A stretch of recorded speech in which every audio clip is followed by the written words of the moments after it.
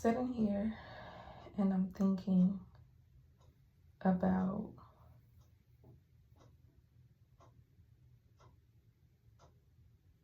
how far I've come from where I was and how far I feel sometimes from who I know myself to be, my highest self. And it occurred to me that the amount of trauma that I have experienced, the situations that I've been in, the mazes I've had to maneuver my way out of, there were only two options. There were only two destinations for me. I was either gonna be fucked up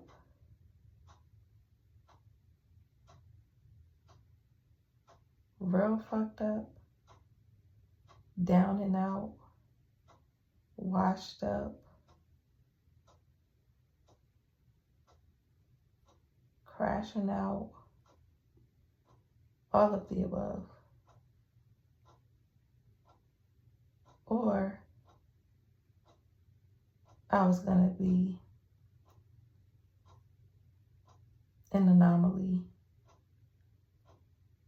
magical, unbelievable,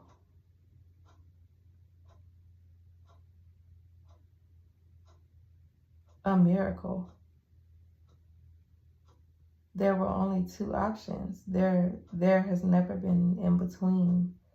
There has never been an option of a regular life. There's never been an option for that. There's never been an option for falling in line with the matrix and working an unfulfilling job that has nothing to do with my purpose until I retire. There was never room for that with the hand that I was dealt,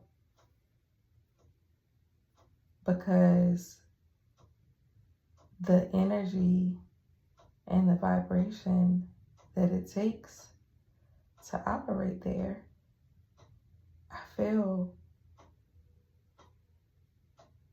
it's extremely hard for me to reach. I've tried. And at this point, I see all of the obstacles for what they are. I believe that duality exists all the time, and there is a perfect balance between those free will choices. And so every perceived trial or every perceived tribulation, every perceived downfall was an opportunity for me to be further buried, or an opportunity for me to spring higher than ever before. And those are the only options. There was not an option of meeting some mediocre playing field. There was never an option for that. And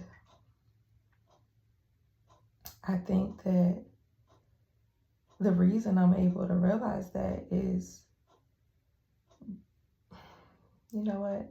Not the reason, but I'm able to accept that even more because I have accepted the fact that everything is divinely orchestrated. Everything serves a purpose. Some of the most difficult things that we've experienced are springboards, are crash courses in what we will be qualified to teach.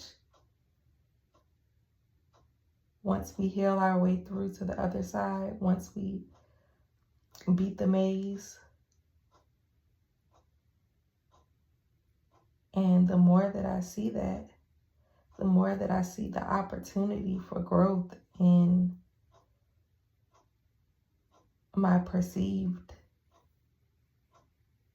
problems, the more that I understand and feel confirmed in who God has been showing me I'm meant to be. So if you have experienced things that seem maybe unbearable, if you're in a season of trial after trial, problem after problem, difficult situation, and then as soon as you feel like you're almost through it, another one gets piled on. If you're in that season, know that what's on the other side of that is bigger than you can imagine. Or maybe you have already imagined it. Maybe you've already seen it. But know that you're closer than you've ever been before, because these are springboards. They can only bury you if you allow them to. They can only bury you if you allow your mind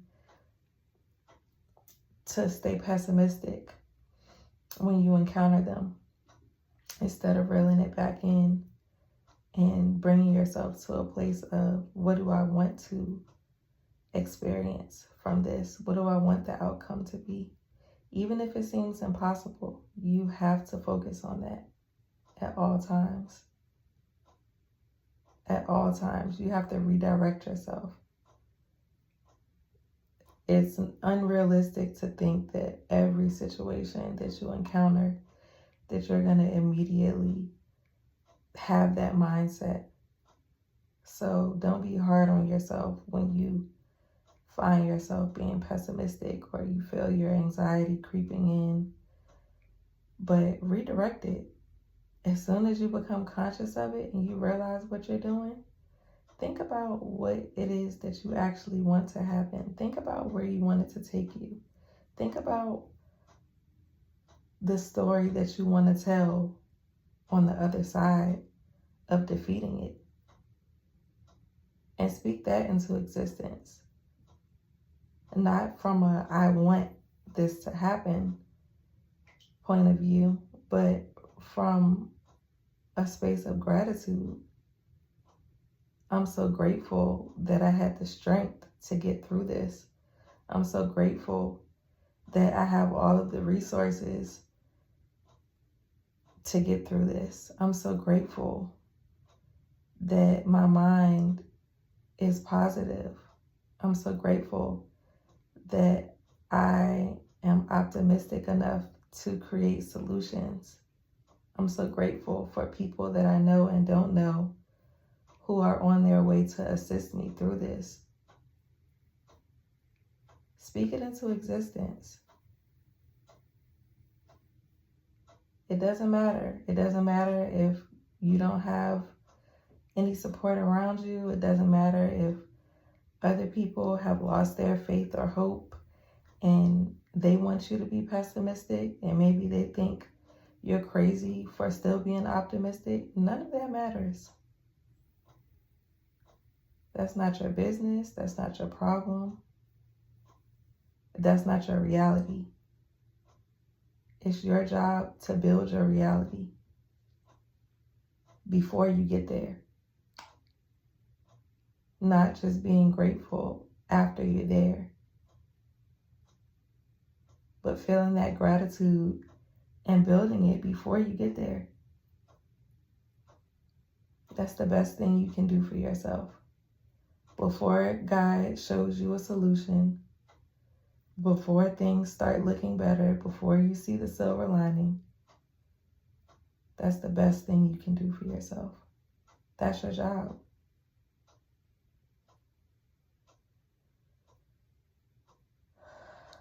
I know it can be difficult.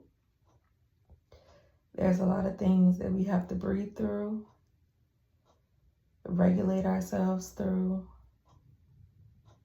You might need to get you some lemon balm. Find ways to calm and nurture yourself while you are in the thick of it.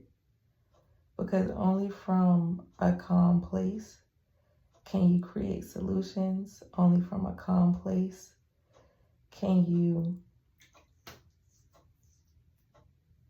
redirect to optimism.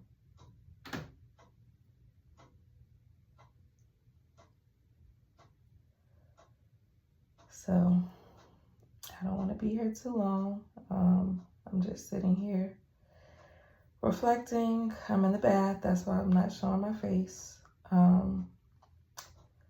But